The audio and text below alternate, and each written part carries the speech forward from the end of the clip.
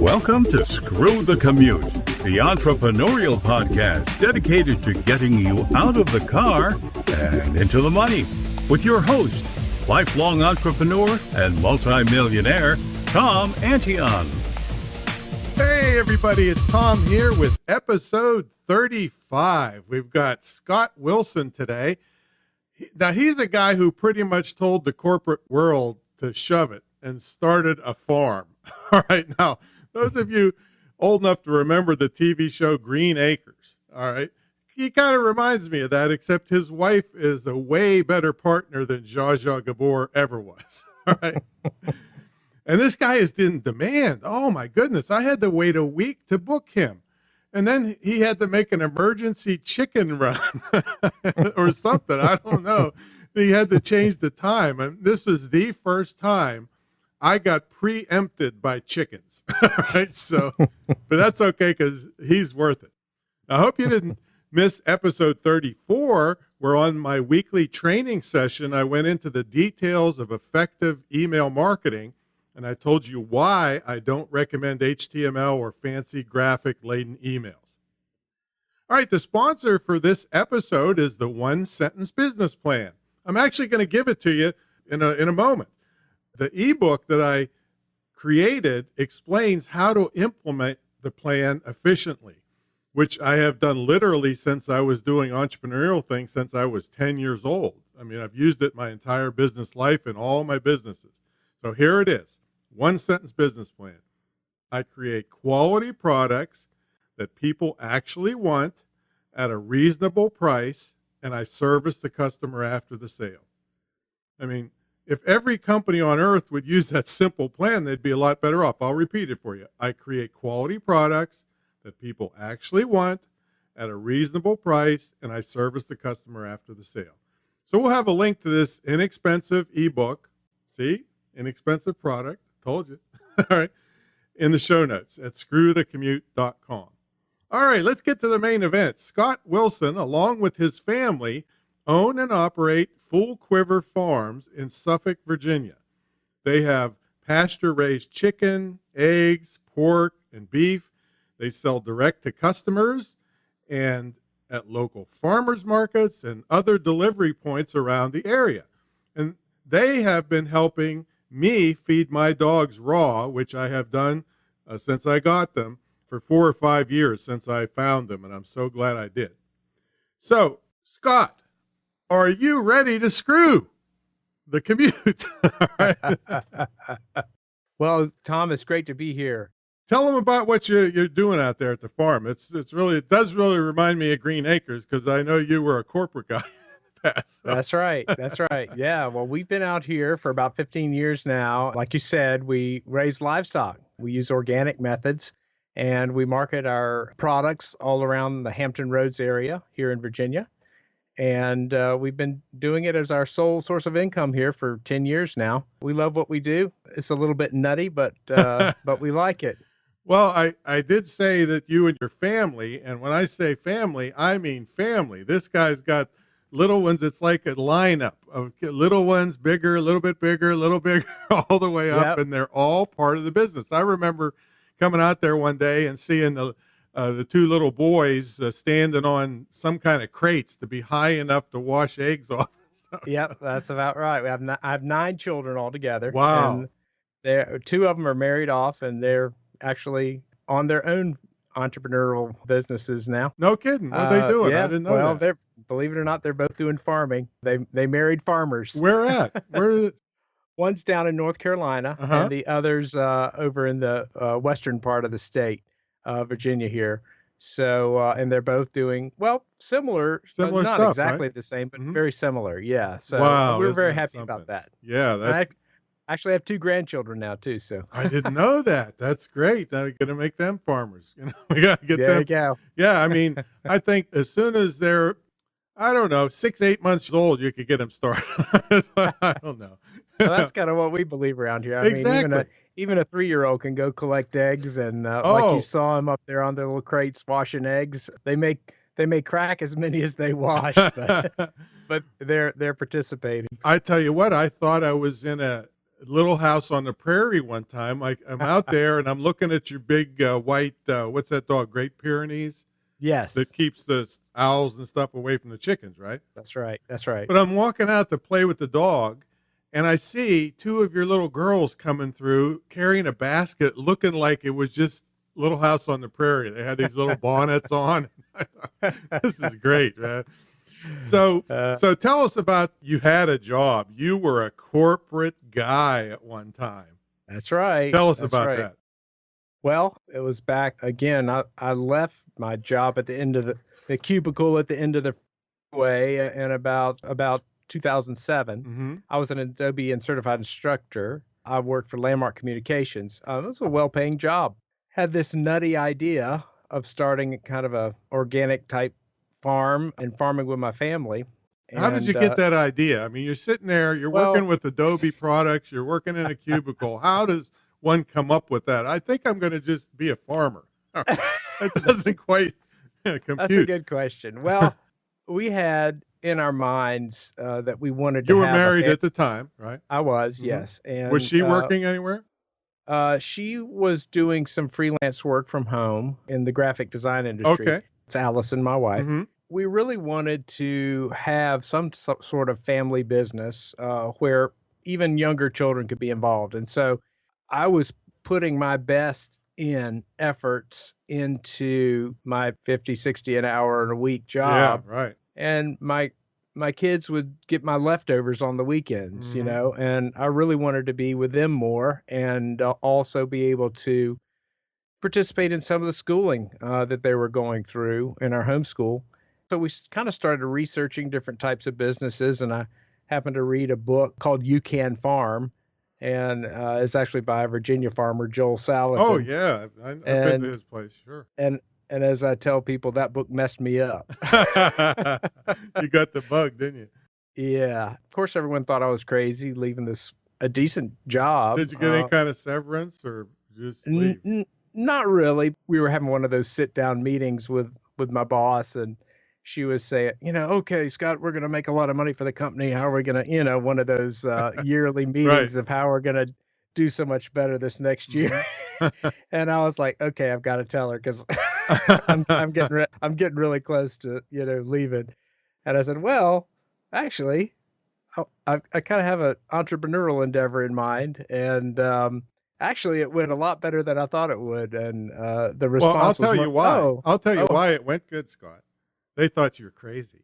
Probably, and they said, we've got to get rid of him before he goes on disability. This nutty guy, yes. But at any rate, that I was able to kind of wean off, and they said, well, how can we, help you make the transition? It was actually a relief, if you will, because I was pretty timid about the whole thing. I had never started a business before. And not to mention one with the kind of complexity and live animals and health regulations like this either. Well, you're exactly right. But anyway, it was the end of 2007. Came home, and we've been doing it ever since, and it's our sole source of income. We enjoy it. It's hard work. I won't kid you. It's you don't have to kid me. I've seen the whole operation. My God, I can't believe it. Forget about 9 to 5. It's as long as the sun is up, pretty much. Yeah, and probably when the sun's down, there's stuff to do, I imagine. So yeah, I've seen you. And you have multiple locations where you deliver on the weekends, and I mean, I'm kind of thanking God for that because I loved coming out to your farm, but it's kind of way out there from where I live. But it was worth it because the stuff is just excellent. I've never had anything bad ever come from your place, so that was great. But how much did you plan before you left? Did you just sock some money away? I mean, how did you know you're going to make your bills and all that? Well, that's a good question. What I was able to do, Tom, is we actually bought the farm, moved out to it in 2003. And so I worked for basically about 4 or 5 years. Oh, okay. To kind of subsidize getting things off the ground. I see. After that, long term was our goal of doing it full time. And how many acres you got there? We got about 25 acres. 25 acres, okay. And I have 2 rental farms, probably all in all about 50, 60 acres between our our acreage and the rental farms that we've got going now. Everything you say, Scott, I mean, I come from a comic background. I keep thinking, you have a rental farm. You have to go collect the rent off the cows. I wonder how that is. Did they sign a lease? I mean, what is a rental farm? Well, a rental farm is, there are a lot of folks from the city who move out to the country because they want to, look out at their beautiful green pastures, but they don't want to farm. I see. And in order for them to keep their low tax bracket, they can have other farmers farm their land for them. Oh, okay. And so it's generally a low rental fee, but we agree on a certain fee per acre. And then we pretty much go and farm their land. Oh, that's great. So for them, they get a certain tax break for helping farmers, or it's just they're in a lower taxed area? At least the way it works in our city is the tax rate is significantly lower than a residential fee. So, for instance, if someone is living out on, say, a 60-acre farm and they have a house on that farm, then they're going to be paying, and they're not doing any farming, then they're going to be paying residential taxes on that 60 acres. Whereas if they're farming, say 59 acres and their house is on 1 acre, they're paying residential taxes on 1 acre then agricultural tax bracket on the other 59. And that's perhaps as low as a tenth of what the residential tax is. So it's a significant savings. At the same time, of course, we're paying them rent, but that's not so significant. Right, but it really helps us because it allows us to have some cattle out there. Also, some of our free-range chickens laying eggs over there. And so it's only 4.5 miles away, so it's an easy commute. Do you have to have another set of dogs out there to protect the chickens? I've got right now 4 Great Pyrenees, and they kind of travel back and forth. Since we're out there daily, we can take them and drop them off or pick them up as needed. And they're the sweetest dogs. They're enormous. They're like a horse, but I mean, apparently they scare the owls and the fox. Oh yeah, they're super friendly to people, but they are spot on as far as they see a fox or they see a possum, and they'll go after it. That's handy.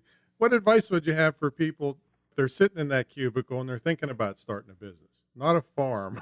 I don't know how many are going to jump on that idea, but I hear you. Just in general, starting a business. You said you planned for several years, right? Yes, I did. And during that time, of course, Tom, I didn't know about you and your great resources, but I was seeking out everything about entrepreneurism and other things. And there's one, I think it was a tape of a seminar or something that I listened to. And I remember one phrase from the guy, and he said, "It's easy to make money in America." and I don't know, something about that. It's like, well, yeah, I mean, if this guy can do it, I ought to be able to. I guess that was my biggest encouragement to actually take the jump, take the leap, if you will, a leap of faith, if you will. Well, it is kind of true. This is the easiest country in the world to start a business. I mean, you can just start it and fill out a Schedule C on your personal taxes and boom, you're in business. Get a commercial checking account. And a lot of people don't even do that right off the bat. So it is easy to start a business. I'm not sure how easy it is to make money. You have to have some... You got to be doing the right things. Right. And like you say, providing a quality product for something that people want. Exactly. And in our case, there are more and more people are turning up their nose at what the supermarket offers and really want something local and want to have kind of a relationship with their farmer and also a knowledge that food is being raised in a, the animals are being treated in a humane way. Right. And also they want to know that, it's not full of pesticides and all the other bad stuff. But the commercial food people aren't thrilled about this. You just went through a big battle in the state capitol, right? That's true. Yes, we had some issues. We also have not you personally. I'm saying this was a law to try to squeeze people like you from. This is not you saying this. This is me saying this. It looks to me like the commercial establishment was trying to squeeze the little guys because it's hurting their business. There's no doubt. There's no doubt. And there are, they've got the high paid lobbyists and but you still beat them. we just kind of band together a bunch of people, but we kind of flooded the state capitol and got that particular legislation stopped. Well, I think it scared all those button-down suit people when you showed up with the goats and cows and threw them out. That's what I'd have done. Somebody actually had that idea, but nobody got the guts to load a cow up into stock trailer. So have you ever gotten screwed in business? That's a good question. I've definitely had my share of dealing with unreasonable people, and I would say there's some competitors I have out there who I would think are kind of out to get me.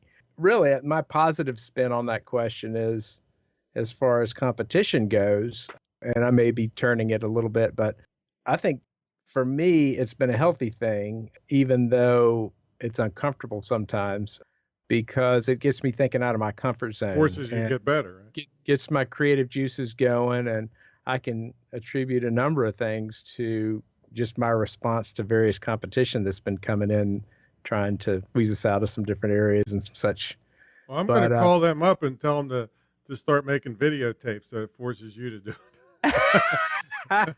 I'm never going to let this die. I'm telling you.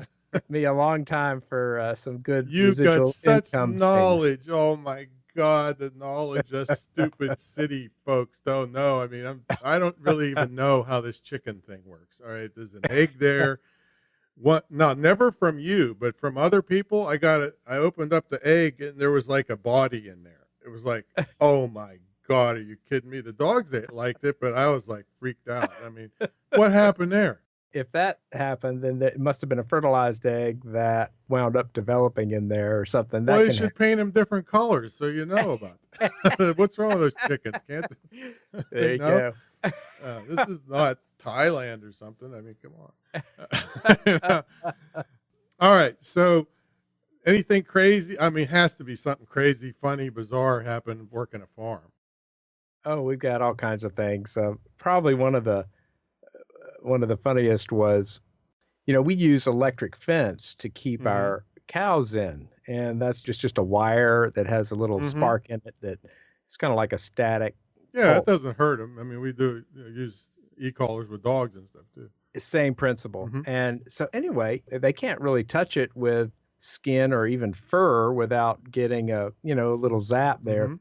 Well, we had this cow, and she discovered that with her horns, they're actually a good insulator. And so she figured out how to unhook an electric fence gate, So wait a minute. So a cow has horns, a female has horns? Yes. See how dumb I thought that would be a bull if they had horns. All right. Well, it's not so much a male-female thing as a breed thing. Okay, all right. So this one had horns, and she figured out that she could actually unhook and unlatch the gate. And she'd go over there. She couldn't do it right away. She'd have to kind of wiggle her head back and forth or whatever. And she'd open up that gate, and of course, head right for the neighbor's crepe myrtles. So she'd like to scratch on them, and of course the whole rest of the 10 dairy cows go following behind her. So neighbor wasn't very happy that we trimmed his crepe myrtles. Right. So what did you do about it? Well, it's funny because the cows kept getting out. We're like, what's going on here? And so finally Katie hid behind the barn. You mean one of your kids? Yeah, my daughter who milks the cows. You got to outsmart these cows, right? Exactly. And so there she saw her unlocking the gate. She goes jumping out, and the cow's like, running back in. But eventually we had to, I don't know, I think we did put a double fence there so she couldn't get it out. But she was a hoot. And how big are these? These are big. How much do they weigh roughly? Yeah, she probably weighed 800 pounds. I mean, she's your little daughter's jumping out to scare her. Pretty much. I keep thinking of the rodeo. That's a little bit different, I guess. It's funny because this cow, her name was Dancer. She basically she only had 2 speeds, fast and stop. And so she ran everywhere she went. And of course, her udder hanging down, flopping back and forth. She was quite a sight.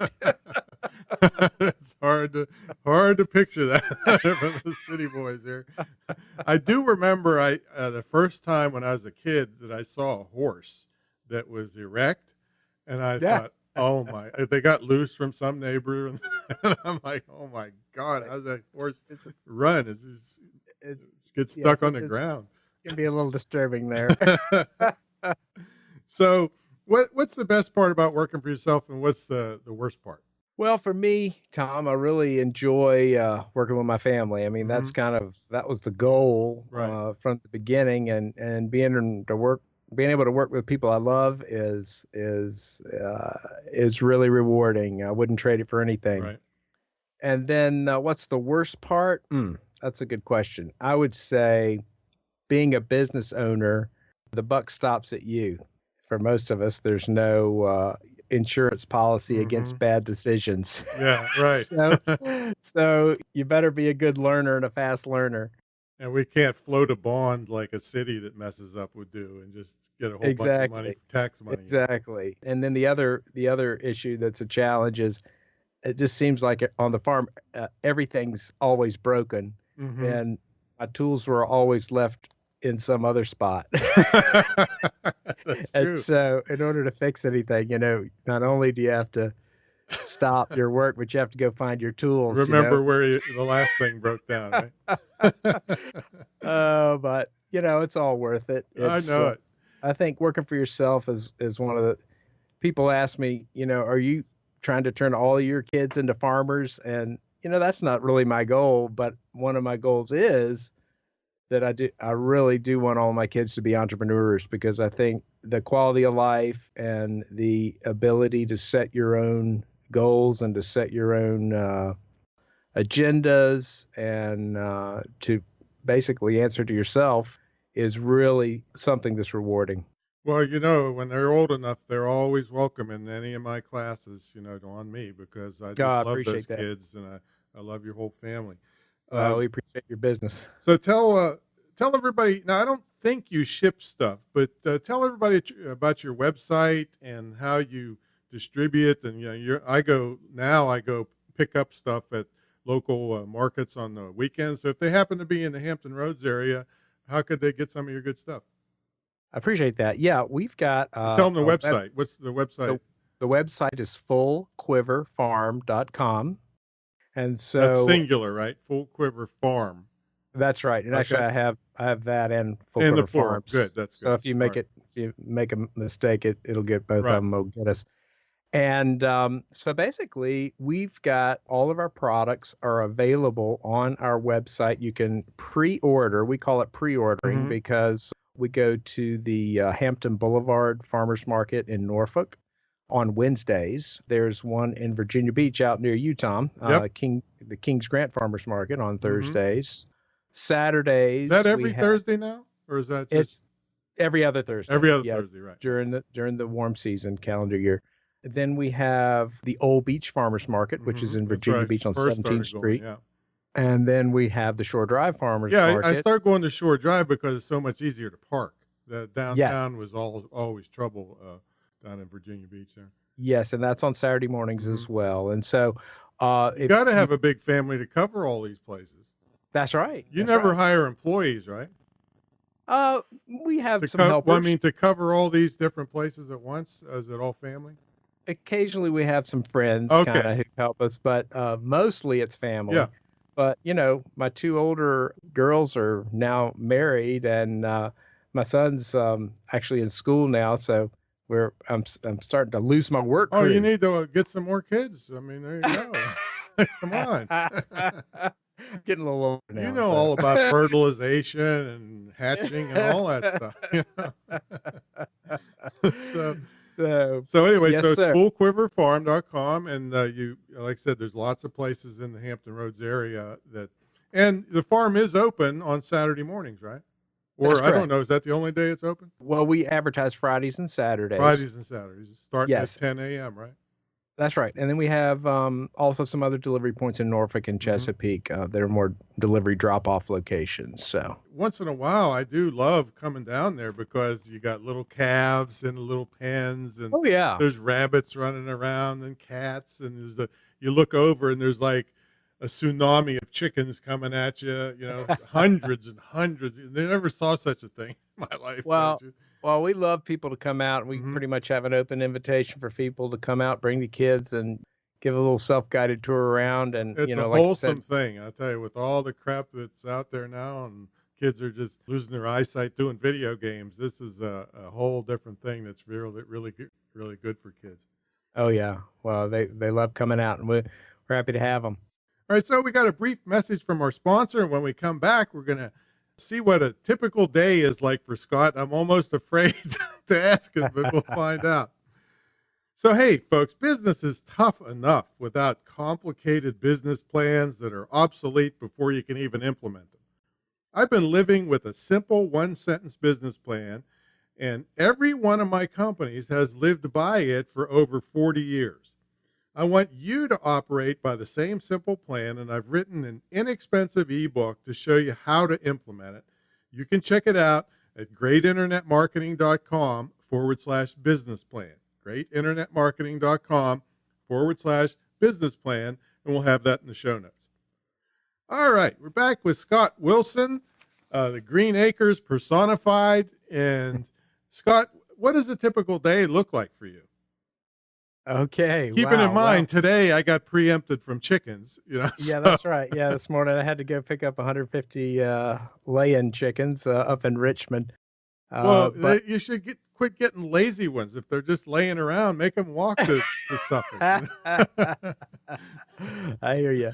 Well, let's see, Tom. Yesterday we got up around 6 a.m. Yeah. We all get up together because we're kind of working as a team. Yep. That's you never hear that. Families never. They're always all over the place. That's really nice. So we're kind of trying to stick together, and we get ourselves a cup of coffee, and we have a quick little Bible time in the morning, and then it's out the door to chores.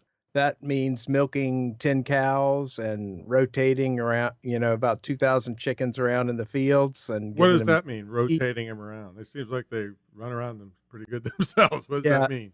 That's a good question. Most chickens in this country are raised in big metal buildings. Right. Oh, yeah, I see those. You even see walking around on their own fecal material. But what we do is we want to have them outside. If you leave the chickens in the same place outside, they're just going to destroy all the grass, and they'll be walking around in mud and poop up to their eyeballs. So basically what we do is each day we're rotating them. All of their shelters are portable, and we can hook those up to a tractor and then just drag them kind of up one notch. It's kind of like a really slow lawnmower. And so once a day. And so basically they're traveling across the field and, spreading their manure, rotating to fresh pasture, something new, fresh for them to eat. And at the same time, we're not having to run manure spreaders and having big piles of manure around stinking up the place. So I bet those chickens are talking to each other like, man, we're like gypsies. We never know where we live. There you go. And then we also have hogs out in the woods. I've never seen those. They hide from us or what? Yeah, they're susceptible to heat, so we like them out in the woods, the shade, and that keeps them shaded. And you're welcome to go back and check on them next time you come. But I'll go back and check on them. But they're we keep them back in the woods, and they also rotate periodically. Then we're back inside for breakfast, and that's before breakfast. Before breakfast, thank you. And then yesterday we processed 150 birds, and that means basically slaughter, process, cleaning, cutting up, packaging, and most kids nowadays could not do that. I know that. All those I couldn't do that. Yeah, are then sold at markets and that sort of thing. So then in the afternoon we go and we collect eggs. On a typical day, it might be around 850 eggs from the field, Mm-hmm. and those are all washed and boxed and inspected. Oh, you mean they drop right on the ground? Well, no, we Okay. have the shelters that we have out in the field have nest boxes in them, and a chicken normally will want to go into like I a little see. secluded box and Oh, lay her eggs. of course, I should have known that. So they'll do that. Now, a few lay on the ground, and we don't like that, but we try to. Well, there's still, I mean, there's nothing wrong with them, right? You Oh just have no, to no, wash it's them off. just yeah, it's just nicer to have it in the nest box. Right. And so that takes us kind of to the end of the day, or actually, I'd say late afternoon. And we did take a quick swim in the pool to cool off. Yesterday was about 101 I degrees. didn't even I see a don't know what pool. it was. Did you just get a pool? Or? We have one just behind our house. Oh, I've never seen it. I've never. But that was one of the best decisions I've ever made. Yeah. Just because you get really hot, and it's nice to cool off. And then we got to milk the cows one more time before bed, and then No milking machines, huh? Or no, we do have a milk machine. you still have to stick it on there, right? Oh yeah, Yeah. and clean it up and all that stuff. So yeah, that was our yesterday anyway. So That sounds like so much fun. You kind of have to be. For an internet guy sitting here all day, never break a sweat. I can't know. imagine. Well, I kind of used to be a cave dweller, Yeah, yeah. and just sitting there looking at the screen all the time, and so it's been good therapy for me. So how do you stay motivated with with this? This seems like a routine. Has to be done. You can't just say, oh well, let's take off for a couple of weeks and we'll see what happens. No, Right.